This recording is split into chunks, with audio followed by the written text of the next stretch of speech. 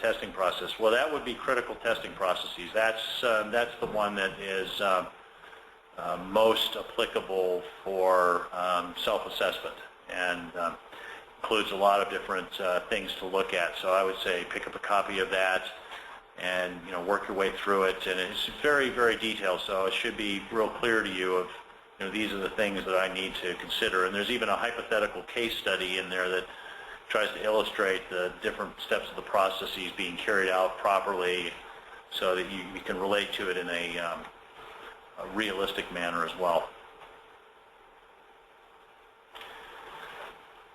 Okay, Indra asks, can we rely on metrics to assess the overall quality of a product? Is it a good practice? Well, yes, absolutely. I've been talking in this presentation primarily about process metrics, measuring the capability of a process.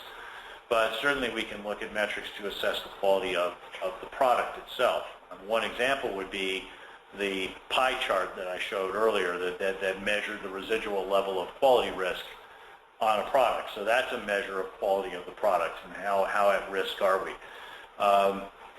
The cumulative bugs found and fixed chart, or the granddaddy of all testing charts, where you graph how many bugs have we found in testing and how many have been fixed, and you look for convergence of those and a leveling off of the bug find rate. That's another good practice. Now, it's definitely important, and I'm going to do a presentation, as I said, about testing dashboards, and this is a later webinar if you want to tune in for that. Definitely important to have balance in your metrics, because if you just pick one or two metrics, it's usually pretty easy to figure out a way to game the metric. In other words, to manipulate things so it looks like you're doing really well. And so make sure whatever set of metrics you pick, whether you're measuring the quality of the product or the project and where you stand on the project, or the process and the capability of the process, in any of those three areas, any set of metrics that you would pick should be balanced so that it is not possible to game them.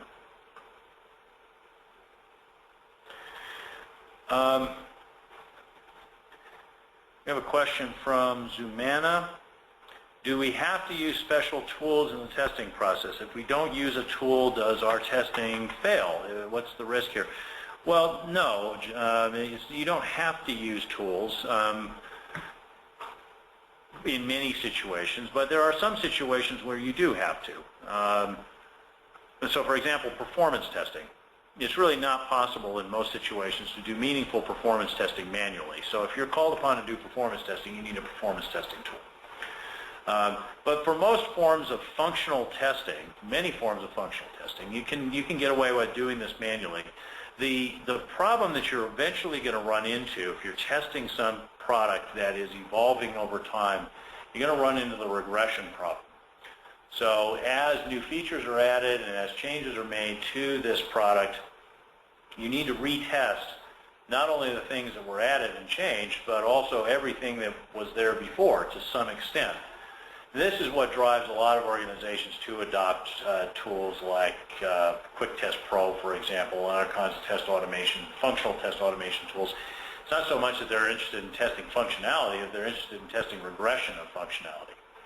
So you should never think of, oh, I need to be doing automated testing because it's cool, or I'm not a real tester unless I'm doing automated testing.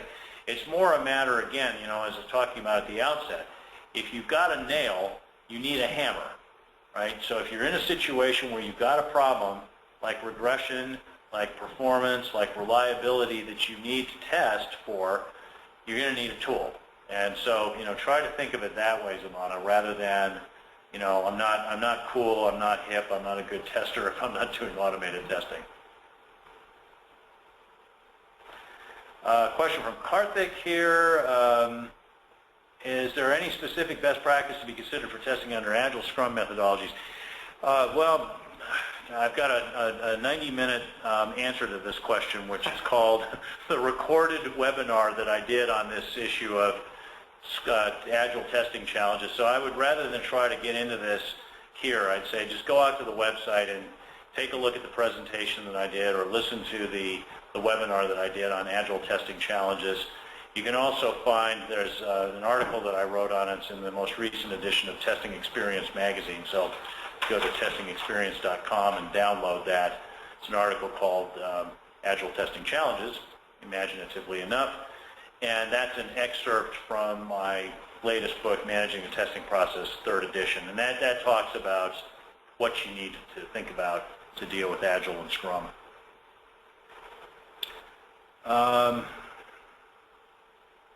Now, Indra's got a follow-up here. Relying on metrics may lead to the wrong assessment, too, which can lead to making wrong decisions. Serves as one of the methodologies in assessment, not the ultimate deciding factor. Yeah, that's fair. That's fair to say, Indra, that indeed over-reliance on metrics, particularly unbalanced metrics, will lead to wrong decisions, especially if people have a financial or other interest in gaming the metric.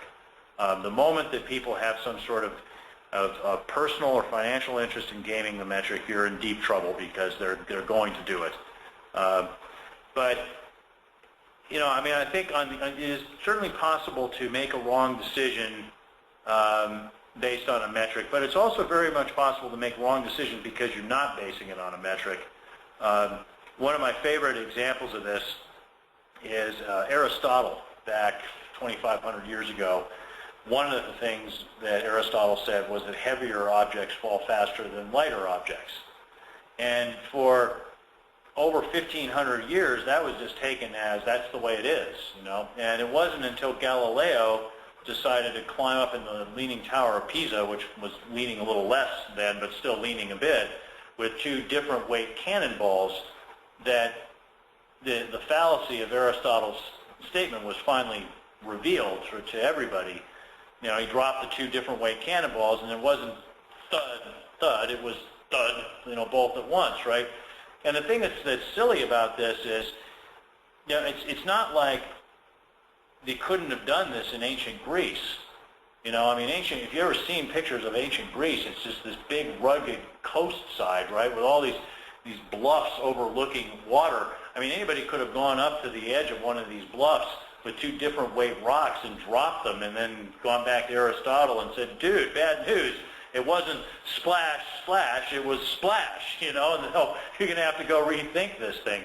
So, you know, that's an example where somebody didn't do the empirical stuff. They didn't do the experiment. Even though it was an obvious experiment, the data was right there waiting for them to pick up. And they just didn't bother to do it because they relied on the quote-unquote common sense, you know. And this is an example of what I call the reasonable that is wrong, which is the most dangerous kind of wrong, right?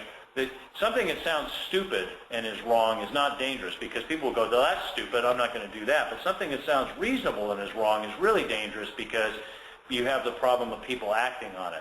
And the difference between wrong and right many times can be distinguished using data, using metrics. So, you know, and certainly you can make a case that there have been bad decisions made from metrics, but I could make the converse case that there have been a lot of really dumb decisions made because people decided to go entirely with their gut without checking it with metrics, and you really need both. Okay, so we have Tan says thanks, you're welcome. Let's see. I had a couple questions via email, so I'll get to here really quickly. Are these 5 best practices the only 5 best practices? And as I said at the outset, no, there are dozens or hundreds of best practices, and I picked these because based on our client base, they would seem to have broad appeal and understandability. But certainly, you know, be on the lookout for other best practices as you come across them. And then lastly, is adopting best practices something only big companies can manage to do? And the answer there is absolutely not. Companies of any size can adopt these best practices. They have to be tailored in some cases, but we've worked with clients of all sizes to help them implement these best practices. So it doesn't have anything to do with money or size. It has to do with discipline, maturity, and the will to improve. Okay, so to close this session, I'll tell you a little bit more about the resources available through RB